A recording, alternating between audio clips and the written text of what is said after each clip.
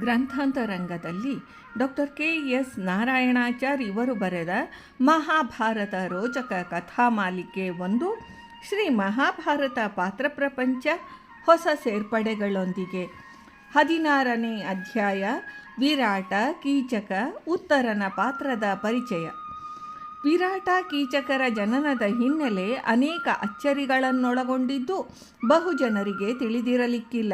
ವಿರಾಟ ಮತ್ಸ್ಯದೊರೆ ಹೇಗಾದ, ಕೀಚಕ ಸೂತಪುತ್ರ ಏಕಾದ ಎಂಬ ಬಗೆಗೆ ಈ ಕೆಳಗಿನ ವಿವರಣೆ ತಿಳಿಯುವುದು ಅವಶ್ಯ.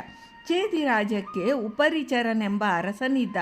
ಧಾರ್ಮಿಕನಾದ ಅವನ ತಪಸ್ಸಿಗೆ ಮೆಚ್ಚಿ ಅವನು ಬಯಸಿದ ಈ ರಾಜ್ಯವನ್ನು, ದಿವ್ಯ ವಿಮಾನವೊಂದನ್ನು, ಇಂದ್ರಮಾಲೆಯನ್ನು, ವೈಷ್ಣವಿ ದಂಡವನ್ನು ಇಂದ್ರ ಅವನಿಗೆ ಕೊಟ್ಟಿದ್ದ. ಈ ರಾಜನ 5 ಮಕ್ಕಳಲ್ಲಿ ಮಗಧದ ಬೃಹದ್ರಥನು ಅಂದರೆ ಜರಾಸಂಧನ ತಂದೆಯೂ ಒಬ್ಬನಾಗಿದ್ದ. ಮಕ್ಕಳಿಗೆ ರಾಜ್ಯ ಹಂಚಿ ದೊರೆ ಸದಾ ವಿಮಾನಯಾನದಲ್ಲಿರುತ್ತಿದ್ದ. ಉಪರಿಚರ ಅಂದರೆ ನಮ್ಮ ಮಂತ್ರಿಗಳಂತೆ ಇವನಿಗೆ ಅನ್ವರ್ಥವಾಯಿತು. ಬೇಟೆಯಾಡುತ್ತಾ ಒಂದು ದಿನ ವಸಂತದ ಬನದಲ್ಲಿ ವಿಶ್ರಮಿಸಿದ್ದ ಉಪರಿಚರನಿಗೆ ಕನಸಿನಲ್ಲಿ ಸ್ವರ್ಗಾನುಭವವಾಗಿ ವೀರ್ಯ ಸ್ಖಲನವಾಯಿತು. ಯಮುನಾ ನದಿಯಲ್ಲಿದ್ದ ಮೀನೊಂದು ಅದನ್ನು ನುಂಗಿ ಗರ್ಭಧರಿಸಿತು. ಬೆಸ್ತನ ಕೈಗೆ ಸಿಕ್ಕ ಅದರ ಗರ್ಭದಿಂದ ಒಂದು ಗಂಡು ಶಿಶುವು, ಒಂದು ಹೆಣ್ಣು ಶಿಶುವು ಹೊರಬಂದವು. ಬೆಸ್ತ ಅದನ್ನು ಉಪರಿಚರನಿಗೆ ತಂದುಕೊಟ್ಟ. ಆ ಗಂಡು ಮಗುವೇ ಮತ್ಸ್ಯ ದೊರೆ ವಿರಾಟನಾದ. ಆ ಹೆಣ್ಣು ಮಗುವೇ ಮತ್ಸ್ಯಗಂಧಿ ಸತ್ಯವತಿಯಾದಳು. ದೊರೆ ಈ ಹೆಣ್ಣು ಶಿಶುವನ್ನು ಬೆಸ್ತನಿಗೆ ಕೊಟ್ಟಿದ್ದರಿಂದ ಅವಳು ಅಲ್ಲಿಯೇ ಬೆಳೆದು ಪರಾಶರರಿಂದ ವೇದವ್ಯಾಸರನ್ನು, ಶಂತನುವಿನಿಂದ ಚಿತ್ರಾಂಗದ ವಿಚಿತ್ರವೀರ್ಯರನ್ನು ಪಡೆದ ಪ್ರಸಿದ್ಧಿ ಸರ್ವವಿದಿತ. ಆದಿಪರ್ವದ 62ನೇ ಅಧ್ಯಾಯದಲ್ಲಿ ಈ ಭಾಗ ಬರುತ್ತದೆ. ಕುರುರಾಜ್ಯದ ದಕ್ಷಿಣದತ್ತ ಬಹುದೂರದಲ್ಲಿ ಈ ಮತ್ಸ್ಯದೊರೆಯ ರಾಜ್ಯ ಇದ್ದಿತೆಂದು ತಿಳಿದು ಬರುತ್ತದೆ. ಉಪರಿಚರ ಮತ್ಸ್ಯರ ಸಂಬಂಧ ಇನ್ನೂ ಹೆಚ್ಚಾಗಿ ತಿಳಿದು ಬರುವುದಿಲ್ಲ. ಹಸ್ತಿನಾವತಿಗೆ ಸತ್ಯವತಿ ರಾಣಿಯಾದ ಮೇಲೆ ಅಥವಾ ದುರ್ಯೋಧನಾದಿಗಳು ಬೆಳೆಯುತ್ತಾ ಅಥವಾ ಭೀಷ್ಮನ ಆಡಳಿತ ಕಾಲದಲ್ಲಿ ಎಲ್ಲೋ ಕೌರವರಿಗೆ ಮತ್ಸ್ಯರಿಗೂ ಹಗೆತನ ಬೆಳೆಯಿತು. ಪಾಂಡವರು ವಿರಾಟನಗರಕ್ಕೆ ಅಜ್ಞಾತವಾಸಕ್ಕೆ ಬರುವ ಹೊತ್ತಿಗೆ ಸತ್ಯವತಿ ದೇವಿಗಾದಷ್ಟು ವಯಸ್ಸು ವಿರಾಟ ದೊರೆಗೂ ಆಗಿದ್ದು ಅವನು ಬಹು ವೃದ್ಧನಾಗಿದ್ದನೆಂಬುದು ಸ್ಪಷ್ಟವಿದೆ.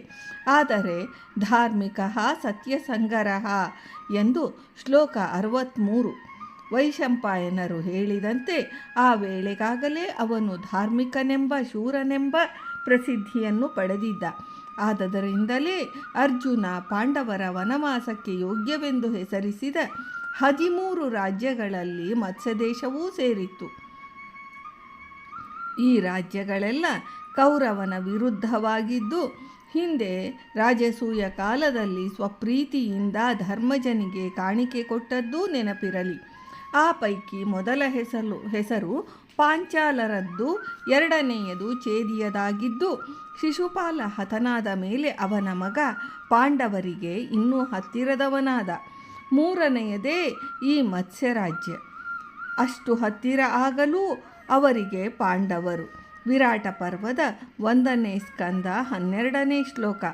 ವಿರಾಟ ದೇಶವು ರಮಣೀಯಂ ಜನಾಕೀರ್ಣಂ ಸುಭಿಕ್ಷಂ ಸ್ಫೀತಮೇವ ಚ ಎಂಬಂತೆ ಸುಖಮಯವಾಗಿದ್ದ ರಾಜ್ಯವಾಗಿದ್ದು ಅಲ್ಲಿ ಧರ್ಮ ಆಡಳಿತದಿಂದ ಎಂಬುದನ್ನು ಮುಂದೆ ಭೀಷ್ಮನೂ ಹೇಳುತ್ತಾನೆ. ಇಲ್ಲೇ ಯುಧಿಷ್ಠಿರನೂ ಹೇಳುತ್ತಾನೆ.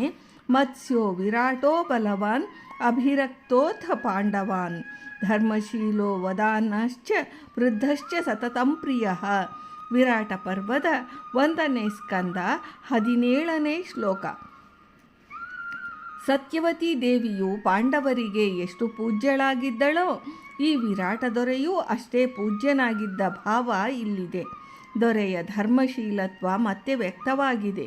ಅವನ ದಾನಶೀಲತ್ವ, ಪಾಂಡವ ಪ್ರೀತಿಗಳೂ ಸಹ ಪಾಂಡವರಿಗೆ ಯಾರೆಂದು ತಿಳಿದರೂ ಕೌರವರಿಗೆ ತಿಳಿಸದಂತೆ ಅವನ ಶರಣಾಗತ ರಕ್ಷವೃತ ಇದ್ದದ್ದು ಈ ಧರ್ಮ ಶಬ್ದದ ವ್ಯಾಖ್ಯೆ.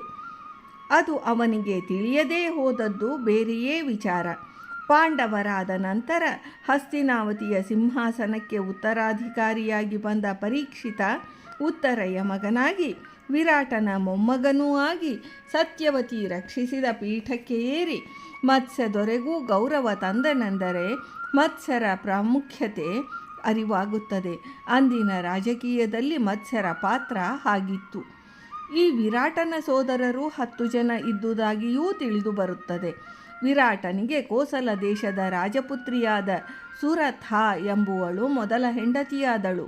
ಅವಳಲ್ಲಿ ದೊರೆಗೆ ಶಂಖನೆಂಬ ಜ್ಯೇಷ್ಠಪುತ್ರನೂ ಶ್ವೇತನೆಂಬ ಇನ್ನೊಬ್ಬನೂ ಹುಟ್ಟಿದರು. ಶಂಖ ದೇಶಭ್ರಷ್ಟನಾದ, ಶ್ವೇತ ಸೋದರ ಮಾವನ ಮನೆಯಲ್ಲೇ ಬೆಳೆದ. ಸುರಥೆ ತೀರಿಕೊಂಡಳು. ವಿರಾಟ ಇನ್ನೊಂದು ಮದುವೆಯಾದ. ಕೇಕೇಯ ದೇಶದ ರಾಜನ ಪುತ್ರಿ ಸುದೇಶ್ನೆಯೇ ಈ ಎರಡನೆಯ ರಾಣಿ. ಈ ಕೇಕಯ್ಯ ರಾಜ ಸೂತಕುಲದವನು. ರಾಜ ಪದವಿಗೆ ಅರ್ಹನಲ್ಲದಿದ್ದರೂ ಅವನ ರಾಜ್ಯದಲ್ಲಿ ಸೂತರೇ ಹೆಚ್ಚಿದ್ದು ಹೇಗೋ ರಾಜನೆನಿಸಿದವನು. ಅವನ ಮೊದಲ ಹೆಂಡತಿ ಮಾಧವಿಯಲ್ಲಿ ಕೀಚಕನೂ ಇನ್ನೂ 105 ಮಂದಿ ಉಪಕೀಚಕರೂ ಹುಟ್ಟಿದ್ದರು. ಎರಡನೆಯ ಹೆಂಡತಿ ಮಾಲವಿಯಲ್ಲಿ ಹುಟ್ಟಿದವಳೇ ಈ ಸುದೇಶ್ನೆ. ಈ ಸುದೇಶ್ನಿಗೆ ವಿರಾಟನಿಂದ ಉತ್ತರ ಕುಮಾರನೆಂಬ ಇನ್ನೊಂದು ಹೆಸರುಳ್ಳ ಭೂಮಿಂಜಯನೆಂಬ ಮಗನೂ ಉತ್ತರೆಯೂ ಹುಟ್ಟಿದರು. ಸುದೇಶ್ನೆ ವಿರಾಟನ ಮಡದಿಯಾದಾಗಿನಿಂದ ಕೀಚಕ ತನ್ನ ಎಲ್ಲ ತಮ್ಮಂದಿರೊಡನೆ ಮತ್ಸ್ಯ ರಾಜ್ಯಕ್ಕೆ ಬಂದು ಠಿಕಾಣಿ ಹೂಡಿದ. ಕೇಕಯದ ರಾಜ್ಯ ಗಾಂಧಾರದ ಸಮೀಪದ್ದಾಗಿದ್ದು ಅಲ್ಲಿಯ ಜನರ ಚರ್ಯೆಯೇ ಹಾಗಿತ್ತೆಂದು ಕಾಣುತ್ತದೆ. ಶಕುನಿ ಹಸ್ತಿನಾವತಿಗೆ ಬಂದಿದ್ದು, ಕೀಚಕ ಮತ್ಸ್ಯನಗರಿಗೆ ಬಂದಿದ್ದು ಈ ನಾಚಿಕೆಗೇಡು ರೀತಿಯಲ್ಲೇ. ಆ ವೇಳೆಗೆ ಹಣ್ಣು ಮುದುಕನಾದ ದೊರೆ ವಿರಾಟನಿಗೆ ಬೆಂಬಲವೂ ಬೇಕಿತ್ತು. ಮೊದಲ ಹೆಂಡತಿಯ ಮಕ್ಕಳ ಹತ್ತಿರ ಯಾರೂ ಇರದುದು ಒಂದು, ಎರಡನೆಯ ಮಗ ಉತ್ತರ ಇನ್ನೂ ಮೀಸೆ ಬಾರದ ಹುಡುಗನಾದುದು ಇನ್ನೊಂದು ಕಾರಣ ಇರಬೇಕು. ಟಿವಿಯವರು ಈ ಉತ್ತರನನ್ನು ವಯಸ್ಕನಂತೆ ತೋರಿದುದು ಪ್ರಮಾಣಾತೀತವಾಗಿದೆ. ಕೀಚಕ ಮಹಾಬಲಿಷ್ಠನಿದ್ದ, ಉತ್ತರೆಯನ್ನು ಬಲು ಮುದ್ದಿಸಿದ್ದ. ವಿರಾಟನ ಸೇನಾನಿಯಾಗಿ ಬಲಕೋಶಗಳನ್ನು ಭದ್ರಪಡಿಸಿ ಬೆಳೆಸಿದ್ದ. ಇವನ ದೆಸೆಯಿಂದಲೇ ಆಗ ಮತ್ಸ್ಯರಾಜ್ಯ ಶತ್ರುಗಳಿಗೆ ಅಭೇದ್ಯವಿದ್ದಿತು. ವಯಸ್ಸಾದ ದೊರೆಗೆ ಇವನು ಹೀಗೆ ಅತ್ಯವಶ್ಯವಾಗಿ ಇಂಡಿಸ್ಪೆನ್ಸಿಬಲ್ ಆಗಿ ಅವನ ಅಕೃತ್ಯಗಳು ಪ್ರಾರಂಭವಾದವು. ರಾಜಕೀಯದಲ್ಲಿ ಭದ್ರವಾಗಿ ತಳವೂರಿ ಮುಂದೆ ದುಷ್ಟರಾಗುವವರೆಲ್ಲ ಹೀಗೆ. ತಮ್ಮನ್ನು ಬಿಟ್ಟರೆ ರಾಜ್ಯ ನಡೆಯುವುದಿಲ್ಲ ಎಂದು ಕೊಬ್ಬಿದಾಗಲೇ ಅಲ್ಲವೇ ರಾಜಕಾರಣಿಗಳು ಕೀಚಕರಾಗುವುದು. ಒಬ್ಬ ಕೀಚಕನ ಕಥೆಯನ್ನು ವ್ಯಾಸರು ಬರೆದಿಟ್ಟರೆ ಲಕ್ಷಾಂತರ ಕೀಚಕರ ಕಥೆಯನ್ನು, ಚರಿತ್ರೆಯನ್ನು ಎಷ್ಟು ವ್ಯಾಸರು ಬರೆಯಲಾದೀತು. ನಷ್ಟ ಮರ್ಯಾದಃ, ನಾಚಿಕೆ ಕೆಟ್ಟವನು ಎಂದು ಒಂದೇ ಶಬ್ದದಲ್ಲಿ ವರ್ಣಿಸಿದ್ದಾರೆ ವ್ಯಾಸರು. ಏನನ್ನೂ ಮಾಡಲು ಅವನು ಹೇಸುತ್ತಿರಲಿಲ್ಲ ಎಂದು ಈ ಮಾತಿಗೆ ಅರ್ಥ. ದ್ರೌಪದಿಯನ್ನು ಇವನು ಕೆಣಕಿ ಹತನಾದುದು ಇವನ ಕರ್ಮ. ವಿರಾಟ ದೊರೆ ಪಾಂಡವರ ಅಜ್ಞಾತವಾಸದ ವೇಳೆಗೆ ಆಡಳಿತ ಭಾರದಿಂದ ದಣಿದಿದ್ದು ಹೆಚ್ಚು ಕಮ್ಮಿ ರಾಜ್ಯ ರಕ್ಷಣೆಯನ್ನೆಲ್ಲ ಕೀಚಕನಿಗೇ ಬಿಟ್ಟಂತೆ ತೋರುತ್ತದೆ. ಕೀಚಕ ಮಧ್ಯವಯಸ್ಕನಿದ್ದಿರಬೇಕು. ಶತ್ರುಗಳು ಇವನನ್ನು ಮೆಟ್ಟಿ ನಿಂತ ಮೇಲೆ ಬಹುಕಾಲ ಯಾವ ಯುದ್ಧ ಭೀತಿಯ ಭಾರವೂ ಇಲ್ಲದೆ ಮತ್ಸ್ಯರಾಜ್ಯ ಸಮೃದ್ಧವಾಗಿದ್ದು, ದೊರೆಯು ಕ್ರೀಡೆಗಳನ್ನು ನೋಡುವುದರಲ್ಲೂ ಪಗಡೆಯಾಟದಲ್ಲೂ ನಿತ್ಯ ರಕ್ತನಾಗಿದ್ದಂತೆ ತೋರುತ್ತದೆ. ಧರ್ಮರಾಜನನ್ನು ಅವನು ಸ್ವಾಗತಿಸುವ ಬಗೆಯನ್ನು ಮುಂದಿನ ಭಾಗದಲ್ಲಿ ನೋಡೋಣ. ಇಂದಿನ ಈ ಭಾಗವನ್ನು ವೃಂದಾವನ ವಿಹಾರಿ ಶ್ರೀಕೃಷ್ಣನಿಗೆ ಸಮರ್ಪಣಾ ಮಾಡ್ತೇನೆ. ಶ್ರೀಕೃಷ್ಣಾರ್ಪಣಮಸ್ತು.